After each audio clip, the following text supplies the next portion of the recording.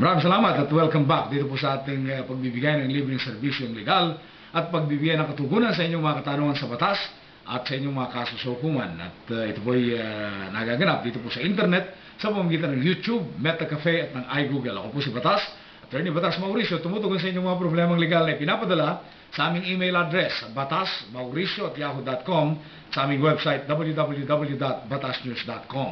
Ang ating pong suliranin, nabibigyan katugunan ngayon galing po sa email kay Art Maghinay sa kanyang email address arthur_maghinay@yahoo.com. Ang kanyang problemang legal, siya po ay tinanggalan ng trabaho, na-terminate siya sa kanyang trabaho, gayong hindi pa nauubos ang panahon na dapat ay kanyang ipinaglilingkod. 3 taon ang kanyang kontrata. Pagkatapos, 1 taon pa lamang kanyang pinaglilingkod, umuwi siya sa Pilipinas, pinadala na siya ng mensaheng hindi na siya dapat pang bumalik. Ang kanyang katanungan, pwede ba na mademanda niya ang kanyang employer na sa Port Moresby, Papua New Guinea, dito sa mga hukuman sa bansang Pilipinas? Ang sagot, ayon sa Labor Code of the Philippines, pwede po. Ang didemandahin niya, yung employer na yan, pagkatapos yung agency na nag-recruit sa kanya dito sa Pilipinas. Isasampa po ang kaso sa National Labor Relations Commission.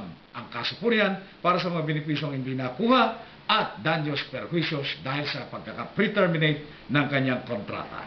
Marami po ating kasagutan. Maraming salamat. Kayo po inanyay naming magpadala ng inyong mga katanungang legal. Ako pa rin si Batas, Attorney Batas Mauricio, nagsasabing pagpalain tayo ng puong may kapal.